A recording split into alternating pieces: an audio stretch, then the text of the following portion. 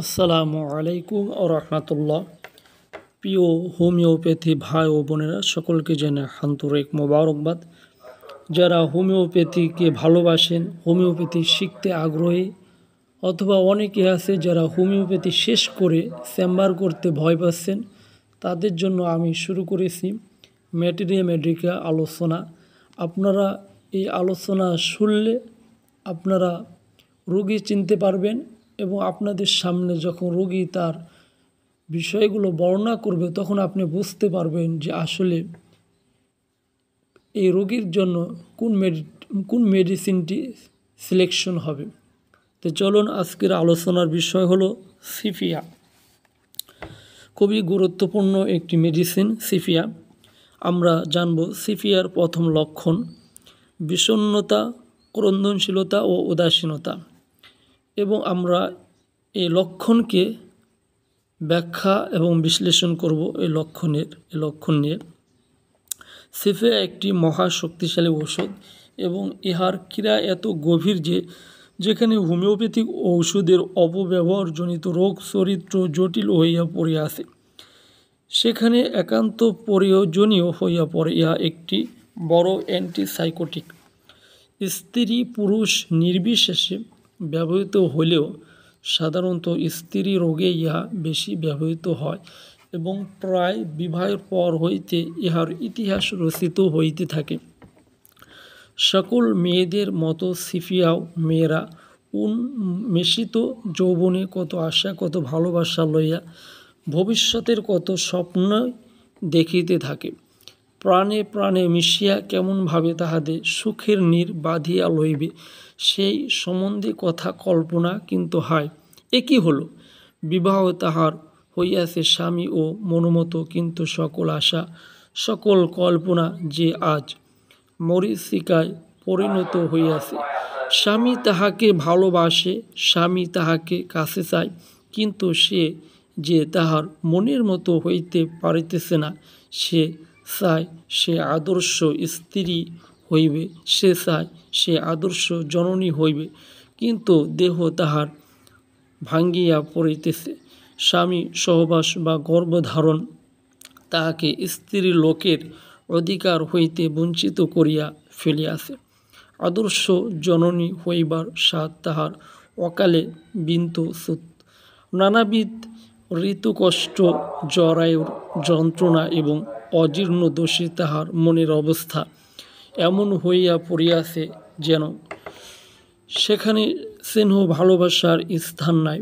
সে জানে তাহার স্বামী কোনো অপরাধী নয়। সে জানে শিশু তাহার মায়ের কাছে স্নেহ দাবি করিবেই এবং আদর্শ স্ত্রী বা আদর্শ জননী হইবার স্বাদ তাহারও কম নয়, কিন্তু দেহ তাহার এমনই ভাঙ্গিয়া পড়িয়াছে যে কোনো কর্মেই সে অগ্রসর হইতে পারে না।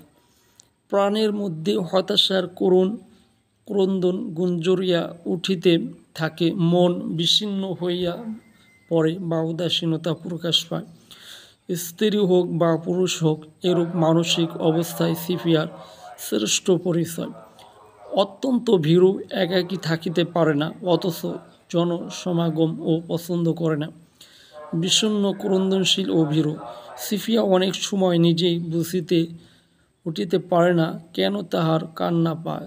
অকারণ হাসি, নেত্রাম্যুর, অত্যন্ত পরিবর্তনশীল, ক্ষণে রুষ্ট, ক্ষণে তুষ্ট, ক্ষণে উত্তেজিত, ক্ষণে অবসন্ন।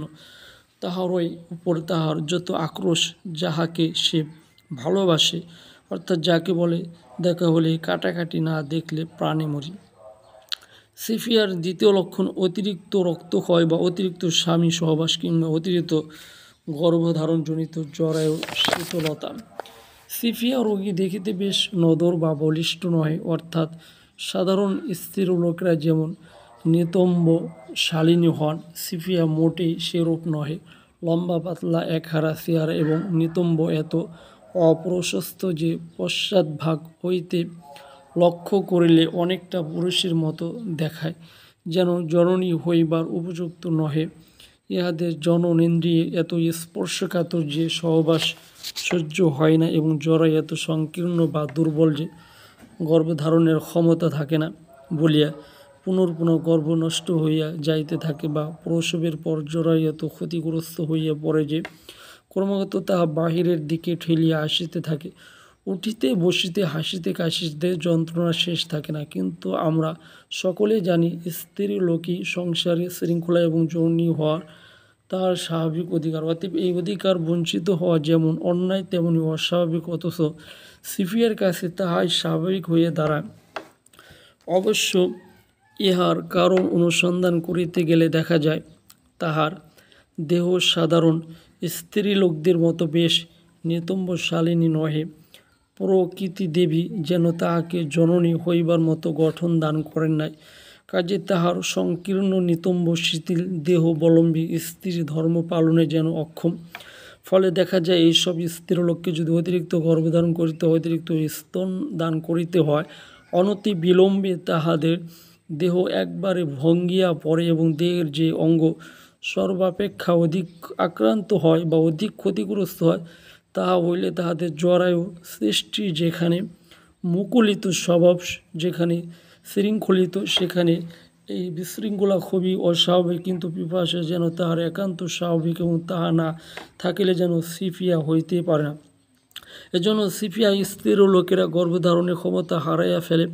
গর্ভধারণ করিলেও তাহা রক্ষা পায় না, পুনঃ নষ্ট হইয়া যাইতে থাকে এবং প্রসবের পর জরায়ু এত শিথিল হইয়া পড়ে যে হাসিতে কাশিতে দাঁড়াইতে তাহা বাহিরের দিকে ঠেলিয়া আসিতে থাকে। অতএব অতিরিক্ত ঋতুস্রাব, অতিরিক্ত রতিক্রিয়া, অতিরিক্ত স্তন্যদানবশত অতিরিক্ত রক্তক্ষয় হেতু শরীরে যেখানে ভাঙ্গিয়া পড়িয়াছে, গর্ভধারণের ক্ষমতা হ্রাস পাইয়াছে এবং জরায়ুর শিথিলতায় জীবন দুঃসাহ হইয়া পড়িয়াছে, সেখানে একবার সিফিয়ার কথা মনে করা উচিত। কিন্তু কোনো স্থলাঙ্গিনী ঈদৃশ্য অবস্থাপ্রাপ্ত হইলে যে সিফিয়া হইতে পারে না তাহাও নহে, কারণ কেবলমাত্র কৃষ্ণাঙ্গ বা স্থলাঙ্গই সিফিয়ার সকল কথা নয়। সিফিয়ার মলদ্বারেও শিথিলতা আছে। স্বল্প ঋতু বা অতিরিক্ত ঋতু, অনিয়মিত ঋতুর পূর্বে জিহ্বা অত্যন্ত অপরিষ্কার ও দুর্গন্ধযুক্ত হয়ে ওঠে এবং স্রাব আরম্ভ হইলে তাহা পরিষ্কার হইয়া যায়। ঋতু উদয় ব্যাহত হইলে, অর্থাৎ জীবনে প্রথম ঋতু দেখা দিতে বিলম্ব হইলে, ক্যালকেরিয়া ফস, লাইকোনেট্রাম মিওর, পালসিটিলা, ঋতু অস্ত যাইবার সময় উন্মাদ, পালসিটিলা ল্যাকেসিস, রক্তপ্রদাহ, স্বামী সহবাসে অনিচ্ছা, সঙ্গম, যন্ত্রণাদায়ক, জরায়ু দিয়া বায়ু নিঃসরণ। যকৃতের দোষ ও নেবা সিফিয়া স্ত্রী লোকেরা খুব বেশি রক্ত নিয়ে পড়ে, এজন্য তাহাদিকে অত্যন্ত ফ্যাকাশে দেখায়। কিন্তু যকৃতের দোষবোধ নেবা সিফিয়ার একটি অন্যতম শ্রেষ্ঠ লক্ষণ। নেবা প্রথমে মুখমণ্ডলে প্রকাশ পায় এবং তাহা নাসিকার দুই পার্শ্ব বাহিয়া ঘোড়ায় জিন বা লাগামের মতো গণ্ডদেশে পরিস্ফুট হয়ে ওঠে এবং এত পরিস্ফুট হইয়া ওঠে যে সিফিয়া রোগীকে দেখিলেই চিনিতে পারা যায়। সিফিয়া রোগিনীর পেট প্রায় 10 মাসের পোয়াতির মতো বড় দেখায়। সিফিয়ার তৃতীয় লক্ষণ উদরের শূন্যবোধ, মলদ্বারে পূর্ণভাব। সিফিয়ার দেহের অনুপাতে পেটটি বেশ বড় দেখায়। ক্ষুধা তাহার যথেষ্ট এবং খাইবার পরও মনে হইতে থাকে পেট যেন তার ভরে নাই, কিন্তু ইহা ঠিক ক্ষুধা নয়, ক্ষুধার ন্যায় অনুভূতি বা শূন্যবোধ। এই শূন্যবোধ নিবারণ করিবার জন্য সে ক্রমাগত খাইতে চাহে বটে, কিন্তু শীঘ্রই তাহার পরিপাক শক্তি বিকৃত হইয়া পড়ে। তখন খাইতে না খাইতে পেটের মধ্যে যন্ত্রণা হইতে থাকে, গলা জ্বালা করিতে থাকে, বুক জ্বালা করিতে থাকে, অম্ল উদ্গার উঠিতে থাকে, বমি হইতে থাকে। সময় সময় সিফিয়া রোগী কিছু খাইতে না খাইতে পেটের মধ্যে যন্ত্রণা দেখা দেয় এবং বমি হয়ে গেলে তাহা আরও বৃদ্ধি পায়। সিফিয়ার কোষ্ঠবদ্ধতাও খুব বেশি। মল ঢেলা গুটলে কিংবা মলত্যাগের বেগ আসিলে কেবলমাত্র খানিকটা শ্লেষ্মা নির্গত হয়, কিন্তু এই গুটলে মল বা শ্লেষ্মা অপেক্ষা আরও একটি বড় কথা আছে। সিফিয়া রোগী সর্বদাই মনে করিতে থাকে তাহার মলদ্বারের ভিতর যেন একটা বড় বল বা ঢেলা আটকায় আছে এবং কিছুতে তাহা নির্গত হইতে চায় না। অবশ্য শুধু মলদ্বার কেন, তাহার মাথার মধ্যে, পেটের মধ্যে, জরায়ুর মধ্যে এরূপ অনুভূতি হইতে থাকে। মূর্ছাবায়ুগ্রস্ত স্ত্রী লোকেরা ক্রমাগত অনুভব করিতে থাকেন গলার মধ্যে যেন একটা ঢেলা আটকায় আছে। সময় সময় ঢেলাটি যেন পেটের মধ্যে ঘুরিয়ে বেড়াইতে থাকে।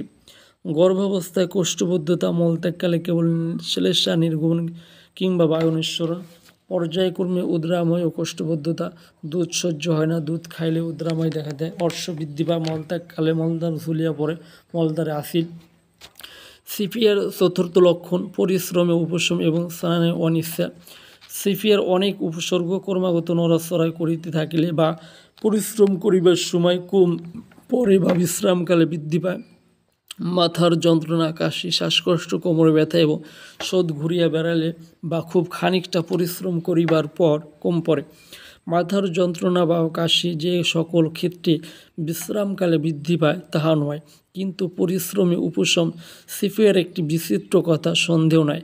কোমরে ব্যথা বিশ্রামকালে বৃদ্ধি পায়া বলিয়া সিফিয়া রোগী শুইবার সময় কোমরে একটা কিছু শক্ত জিনিসের উপর চাপ দিয়া শুইতে ভালোবাসে। চলিয়া বেড়াইলে ব্যথা কম পড়ে এবং উদ্গার উঠিলেও কম পড়ে। সিফিয়া অত্যন্ত শীতকাতর বলিয়া স্নান করিতে চায় না। সেলেসা স্রাবও সিফিয়ার অন্যতম বৈশিষ্ট্য। সিফিয়া রোগী আহারের পর হঠাৎ খানিকটা সেলেসা বমি করিয়া ফেলে। মলত্যাগকালেও দেখা যায় মলের পরিবর্তে অনেক সময় কেবলমাত্র খানিকটা সেলেসা নির্গত হইয়াছে। শিশুদের দাঁত উঠিবার সময় উদ্রাময় মল ক্রমাগত মলদ্বার দিয়া গোড়ায় পড়িতে থাকে। সিফিয়ার মলমূত্র, ঘর্ম এবং অন্যান্য স্রাব অত্যন্ত দুর্গন্ধযুক্ত ও ক্ষতকর। অসারে প্রস্রাবে সম্বন্ধে সিফিয়ার অনেক কিছু বলিবার আছে। অল্প প্রস্রাব, অতি প্রস্রাব, দুধের মতো প্রস্রাব, রক্ত প্রস্রাব, জ্বালাযুক্ত প্রস্রাব, অসারে প্রস্রাব সিফিয়ার এত বেশি যে ছোট ছোট ছেলেমেয়েরা রাত্রে শয্যা গ্রহণ করিতে না করিতে তারা ভাসায় দেয়। এই জন্য প্রথম রাত্রে প্রস্রাব এবং তা অত্যন্ত দুর্গন্ধযুক্ত হলে সিফিয়ার কথা মনে করা উচিত। স্ত্রী লোকরা হাসিতে কাশিতে বা এত অল্পে প্রস্রাব করে ফেলেন যে তাহাদিওকে সর্বদা সতর্ক থাকিতে হবে। পাশে কখন প্রস্রাব বাহির হয়ে পড়ে। মূত্রকষ্ট, শ্বাসকষ্ট চলিয়া বেড়াইবার সময় বৃদ্ধি পায়, বিশেষত বৈকালের দিকে কাশি, বাম দিকে চাপিয়ে শুইলে বৃদ্ধি। গনোরিয়া, চাপা পড়িয়া যক্ষা, মলদ্বার ক্যান্সার, নিদ্রাভঙ্গে সর্বশরীর আড়ষ্ট বলিয়া মনে হয়, চলাফেরা করিতে করিতে কম পড়ে। প্রিয় বন্ধুরা, তোমাদের যদি ভিডিওগুলো ভালো লাগে তাহলে অবশ্যই তোমরা শেয়ার করে দিয়ে আমাদের পাশে থাকবে। এরকম আমরা নিত্য নতুন ভিডিও নিয়ে তোমাদের সামনে আসবো।